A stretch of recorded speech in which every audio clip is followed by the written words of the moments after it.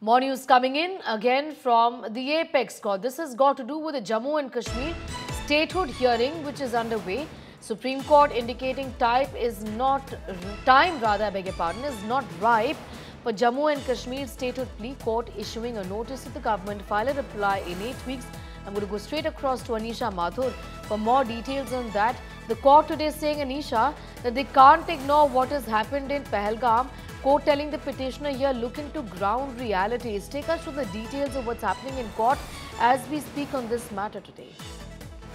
See, Sneha, let's look into what has happened in the court today. The petitioners have said that it has been 21 months since the 5 judges bench order where Article 370 abrogation was upheld, but the court had clearly said that statehood must be restored expeditiously.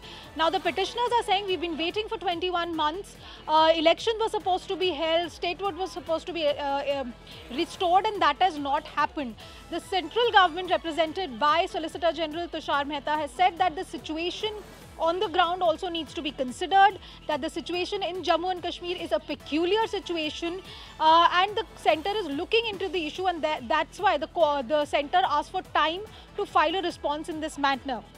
The court, however, also saying that ground realities cannot be ignored, that what happened in Pahalgam has to be considered, that has to be kept in mind, and that is why the Supreme Court has now given 8 weeks, that is 2 months of time to the centre to file their response on these petitions seeking restoration of statehood to Jammu and Kashmir. And also these petitions have said that the court needs to go into the legal issue also of whether the centre could have taken away statehood of an existing state in the manner that it was done. Because remember, the legality, the constitutional validity aspect was not considered by the 5 judges bench at the time when Article 370 issue was being considered. So now we'll have to see what happens further in this matter.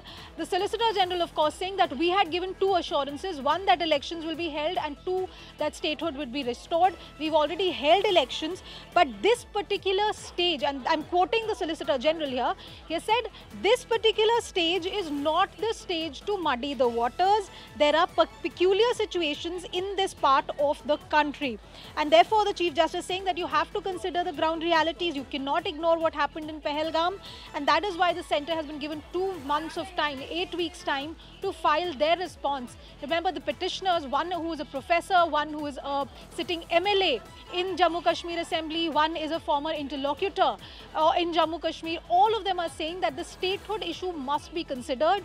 The court must go into restoration of statehood and whether constitutionally the centre could have taken away such a statehood in this manner. So both aspects now will be considered after 2 months. The government has to reply as well. Anisha, giving out specifics, just talk to us about what are the questions that the court has asked of the government. See, Sneha, at the moment, the Supreme Court has not asked any specific questions of the government. The Supreme Court has said that we have to consider the ground realities. The Supreme Court has also asked the government to file their reply to what the petitioners are saying. The Solicitor General of India, Tushar Mehta, who was present in the courtroom, has said that has objected to these petitions being filed in this manner. He said that elections have been held, but the peculiar situation on the ground has to be considered.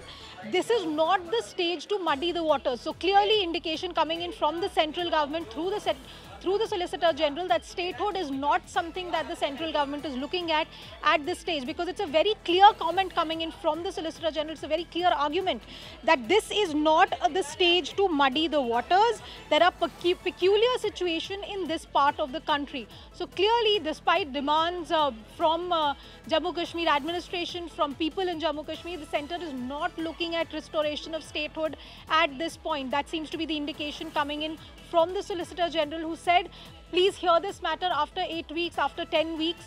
Do not hear this matter at this time. And that is why the court has accepted this argument by the Solicitor General and has said that we cannot ignore the ground realities. We'll hear this matter after 8 weeks. So for at least 2 months, the issue of restoration of statehood of Jammu and Kashmir has been put aside.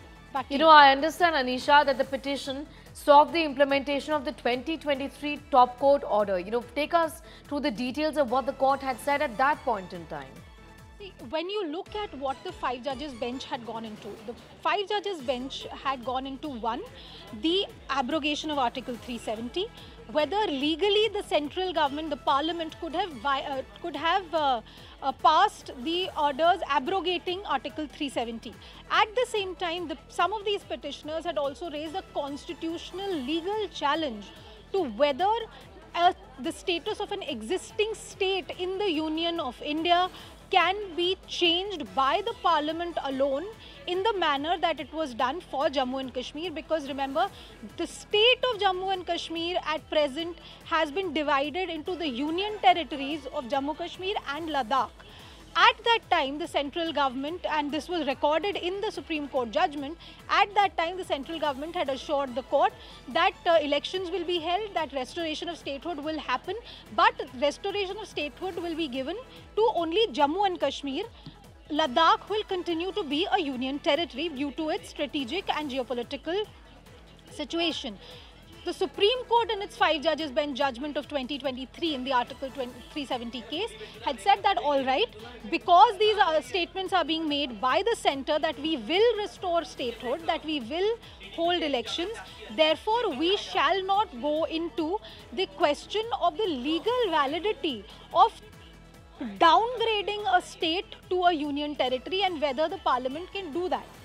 Now that legal question and the question of restoration of statehood has now once again come back to the Supreme Court, because at that time in the 5 judges bench judgment, the court had said that please restore statehood as soon as possible, as expeditiously as possible, hold elections within 2 to 3 months. Now elections were held after several months, that is a completely different thing, but the issue of statehood is still pending, and that is why these petitioners, a professor in a university, a sitting MLA, a former interlocutor of Kashmir, have come back to the Supreme Court saying that well, it has been 21 months, restoration of statehood has not taken place, there have been multiple political push by the elected government of Jammu Kashmir also regarding the restoration of statehood, but there has been no movement from the centre. Secondly, what they've said is that legally, could the centre have downgraded a state to the union territory in the first place, and could the centre therefore do something similar to another state? That is a legal aspect that should also be considered by the Supreme Court. Now on all of these issues, we'll continue to get more details on that big story and discuss that further. Anisha Mathur getting in those details. I'm going to leave it at that for the time being.